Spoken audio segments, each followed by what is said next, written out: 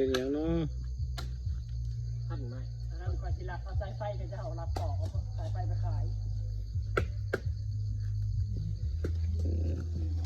ติดเลยบ่ได้มันก็แหนนเองมันเนาะหัวนี่นะบ่ได้ย่านแต่มันล่มแบบจะจับมันเลยจับน้ำหนึ่งน้ำใส่มันสิล่มบ่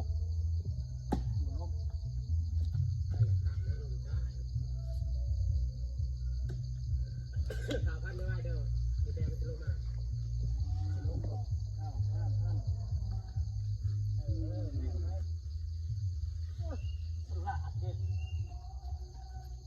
ลาไปจองเลยไหมล่ะ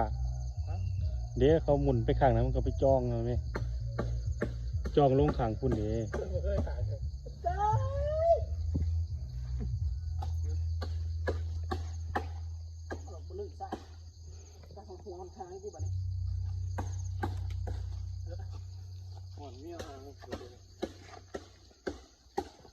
บอกขาวๆนะผ่ากันนะ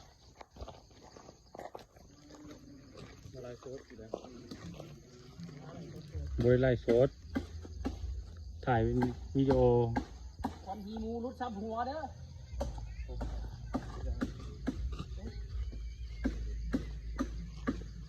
เมนผ้าเข่ากว่าบ่หมออีไส้ดึงยืดเนี่ยดึงดึงคือหักลงมาทางทีลาไปไม่ไปเอานะนี่ขึ้นไปยืนอยู่นี่แหละกันแล้วไปจับลงโลกจะมาขึ้นงาก็คือได้ขึ้นง่ายใหญ่จะเที่ยวอะไรล่ะถือกันนู่นกันนี่มันอย่างนั้นเลย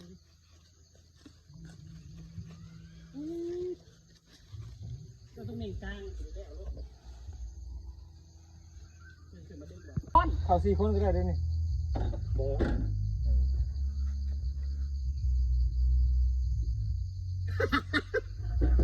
บ่ได้เนี่ยมันมอไซค์มันมีไว้ทำอะไรเหรอเนี่ยมันก็บอกอยู่ดีใครได้สักสร้างคลิปแฟนล่มเขาได้ยังเลยตัวโลกมันได้มันได้แต่ระวังคือมันแกกเหมือนบอกบกแกกบกเกิบเลยมันบอกว่าใครนี่